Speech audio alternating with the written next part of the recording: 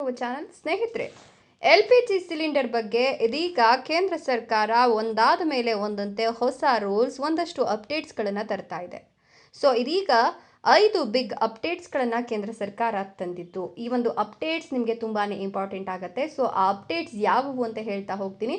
ಅದಕ್ಕಿಂತ ಮೊದಲು ನೀವು ನಮ್ಮ ಚಾನಲನ್ನು ಸಬ್ಸ್ಕ್ರೈಬ್ ಮಾಡ್ಕೊಂಡಿಲ್ಲ ಅಂತ ಹೇಳಿದ್ರೆ ನಮ್ಮ ಚಾನಲನ್ನು ಸಬ್ಸ್ಕ್ರೈಬ್ ಮಾಡಿಕೊಂಡು ಪಕ್ಕದಲ್ಲಿ ಬರ್ತಕ್ಕಂಥ ಬೆಲ್ ಐಕಾನ್ ಮೇಲೆ ಮರಿದೆ ಕ್ಲಿಕ್ ಮಾಡ್ಕೊಳ್ಳಿ. ಹೌದು, ಪ್ರತಿದಿನ ಸುಮಾರು 50 ಲಕ್ಷ ಗೃಹ ಬಳಕೆಯ LPG ಸಿಲಿಂಡರ್ಗಳನ್ನು ಪೂರೈಕೆ ಮಾಡಲಾಗ್ತಿದೆ. ದೇಶದಲ್ಲಿ 33.37 ಕೋಟಿ LPG ಗ್ರಾಹಕರಿದ್ದು, ಉಜ್ವಲ ಯೋಜನೆಯಡಿ 10.56 ಕೋಟಿ ಸಂಪರ್ಕಗಳನ್ನು ಒದಗಿಸಲಾಗಿದೆಯಂತೆ. ಸೊ ಎಲ್ಲ ಗ್ರಾಹಕರಿಗೂ 100% ಪೂರೈಕೆ ಮುಂದುವರೆದಿದೆ ಅಂತ ಸರ್ಕಾರ ಹೇಳ್ತಾ ಇದ್ದು, ಇದೀಗ ಮಾರ್ಚ್ನಲ್ಲಿ LPG ಬುಕ್ಕಿಂಗ್ಗಳ ಹೆಚ್ಚಳ, ಸಿಲಿಂಡರ್ಗಳ ಬೇಡಿಕೆ ಸರಾಸರಿಗಿಂತ ಹೆಚ್ಚಾಗ್ತಿದೆ.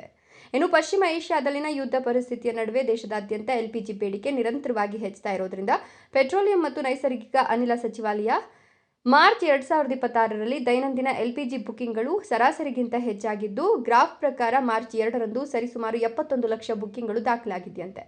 ಇನ್ನು ಮಾರ್ಚ್ 10ನೇ ತಾರೀಕು 69 ಲಕ್ಷ, ಮಾರ್ಚ್ 12ನೇ ತಾರೀಕು 75 ಲಕ್ಷ ಬುಕ್ಕಿಂಗ್ಗಳಾಗಿದ್ದು, ಸರಿಸುಮಾರು 55.7 ಲಕ್ಷ ಹೆಚ್ಚಿನ ಬೇಡಿಕೆಯ ಹೊರತಾಗಿಯೂ ಪೂರೈಕೆ ಸಾಮಾನ್ಯವಾಗಿದೆ ಅಂತ ಡೇಟಾ ಹೇಳ್ತಿದೆಯಂತೆ.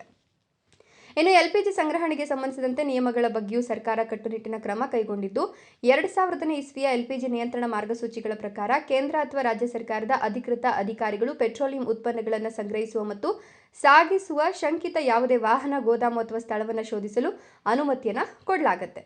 ಅಗತ್ಯ ಇದ್ದರೆ LPG ಸಿಲಿಂಡರ್ಗಳು, ಉಪಕರಣಗಳು ಮತ್ತು ಸಂಗ್ರಹಿಸಿದ ಗ್ಯಾಸ್ ಸಿಲಿಂಡರ್ಗಳನ್ನು ಮುಟ್ಟುಗೋಲು ಕೂಡ ಹಾಕ್ಕೊಳ್ಬಹುದು. ಇನ್ನು ಹಾರ್ಮುಜ್ ಬಳಿಯ ಭಾರತೀಯ ಹಡಗುಗಳು ಮತ್ತು ಕೊಲ್ಲಿಯಲ್ಲಿ ಕೆಲಸ ಮಾಡ್ತಿರುವ 23,000 ನಾವಿಕರ ಸುರಕ್ಷತೆಯ ಬಗ್ಗೆ ಕೇಂದ್ರ ಎಚ್ಚರಿಕೆಯನ್ನು ವಹಿಸಿದ್ದು, ಹಾರ್ಮುಜ್ ಜಲಸಂಧಿ ಮತ್ತು ಕೊಲ್ಲಿ ಪ್ರದೇಶದಲ್ಲಿನ ಹಡಗುಗಳು ಮತ್ತು ನಾವಿಕರ ಮೇಲೆ ನಿರಂತರವಾಗಿ ನಿಗಾ ಇಡಲಾಗ್ತಿದೆ. ಜೊತೆಗೆ ಪಶ್ಚಿಮ ವಲಯದಲ್ಲಿ 24 ಹಡಗುಗಳಿದ್ದು ಒಟ್ಟು 677 ನಾವಿಕರನ್ನು ಹೊತ್ತೊಯ್ಯಲಾಗುತ್ತೆ ಅಂತ ಹೇಳಿದ್ದಾರೆ. ಇನ್ನು ಪೂರ್ವ ವಲಯದಲ್ಲಿ 3 ಹಡಗುಗಳಿದ್ದು 76,000 ನಾವಿಕರನ್ನ ಹೊತ್ತೊಯ್ದಿದ್ದಾರೆ.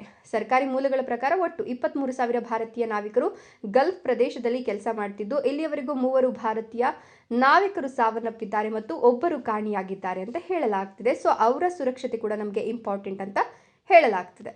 ಇನ್ನು 170 ಭಾರತೀಯರು ಹಿಂತಿರುಗ್ತಿದ್ದಾರೆ ಅಂತ ಇದೀಗ ಪ್ರಧಾನಿ ಮೋದಿ ಅವರು ಹೇಳ್ತಾ ಇದ್ದು, ವಿದೇಶಾಂಗ ಸಚಿವಾಲಯದ ವಕ್ತಾರ ರಣಧೀರ್ ಜೈಸ್ವಾಲ್ ಅವರು ಪ್ರಧಾನಿ ನರೇಂದ್ರ ಮೋದಿ ಅವರನ್ನ ನಿನ್ನೆ ಇರಾನ್ ಅಧ್ಯಕ್ಷರೊಂದಿಗೆ ಮಾತುಕತೆ ನಡೆಸಿದ್ದು, ಪ್ರದೇಶದ ಭದ್ರತಾ ಪರಿಸ್ಥಿತಿಯ ಬಗ್ಗೆ ವಿವರವಾಗಿ ಚರ್ಚಿಸಿದ್ದಾರೆ ಅಂತ ಹೇಳಲಾಗ್ತಿದೆ. ಇದರ ಜೊತೆಗೆ ಕಳೆದ ಕೆಲವು ದಿನಗಳಲ್ಲಿ 170 ಭಾರತೀಯರು ಇರಾನ್ನಿಂದ ಭೂಗಡಿಯನ್ನು ದಾಟಿದ್ದಾರೆ ಮತ್ತು ಅವರು ಶೀಘ್ರದಲ್ಲೇ ಭಾರತವನ್ನ ತಲುಪ್ತಾರೆ ಅಂತ ಹೇಳಲಾಗ್ತಾ ಇದೆ. ಸೊ ನಮ್ಮ ದೇಶಕ್ಕೆ ಸಿಲಿಂಡರ್ ಪೂರೈಕೆ ಮಾಡೋದು ಎಷ್ಟು ಇಂಪಾರ್ಟೆಂಟು, ಗಡಿಯಲ್ಲಿ ನಾವಿಕರು ಕೆಲಸ ಮಾಡ್ತಿದ್ರಲ್ಲ ಅವರನ್ನ ಜೀವಂತವಾಗಿ ದೇಶಕ್ಕೆ ಕರೆತರುವುದು ಅಷ್ಟೇ ಇಂಪಾರ್ಟೆಂಟ್ ಅಂತ ಹೇಳಲಾಗ್ತಿದೆ. ಸೊ ಎಲ್ಲಿಯೂ ಕೂಡ ಸಿಲಿಂಡರ್ ಕೊರತೆ ಆಗ್ತಿದೆ ಅನ್ನೋದು ಡೇಟಾದಲ್ಲಿ ತೋರಿಸ್ತಾ ಇಲ್ಲ. ನಾವು ಎಷ್ಟು ಪೂರೈಕೆ ಮಾಡ್ತಿದ್ದೀವೋ ಅಷ್ಟು ಬೇಡಿಕೆ ಇದೆ, ಅಷ್ಟು ಬೇಡಿಕೆಗೆ ತಕ್ಕಂತೆ ನಾವು ಪೂರೈಕೆ ಮಾಡ್ತಿದ್ದೀವಿ ಅನ್ನುವಂತಹ ಮಾತುಗಳು ಈಗ ಸರ್ಕಾರದ್ದಾಗಿದೆ. ಸೊ ಅನಿಲ ಪೂರೈಕೆಯಲ್ಲಿ ಎಲ್ಲೂ ಕೂಡ ತಪ್ಪುಗಳು ಆಗ್ತಾ ಇಲ್ಲ, ಹಾಗೆ ನಾವಿಕರನ್ನ ರಕ್ಷಣೆ ಮಾಡೋದ್ರಲ್ಲೂ ಕೂಡ ನಾವು ಎಡವಿಲ್ಲ ಅನ್ನೋದನ್ನ ಕೇಂದ್ರ ಸರ್ಕಾರ ಹೇಳ್ತಾ ಇದೆ. ಇದರ ಬಗ್ಗೆ ನಿಮ್ಮ ಅನಿಸಿಕೆ ಅಭಿಪ್ರಾಯಗಳನ್ನು ಕಮೆಂಟ್ಸ್ ಮಾಡಿ, ವಿಡಿಯೋ ಇಷ್ಟದ ಲೈಕ್ ಕೊಟ್ಟು ಶೇರ್ ಮಾಡಿ, ತಪ್ಪದೆ ನಮ್ಮ ಚಾನಲನ್ನು ಸಬ್ಸ್ಕ್ರೈಬ್ ಮಾಡ್ಕೊಳ್ಳಿ. Thank you.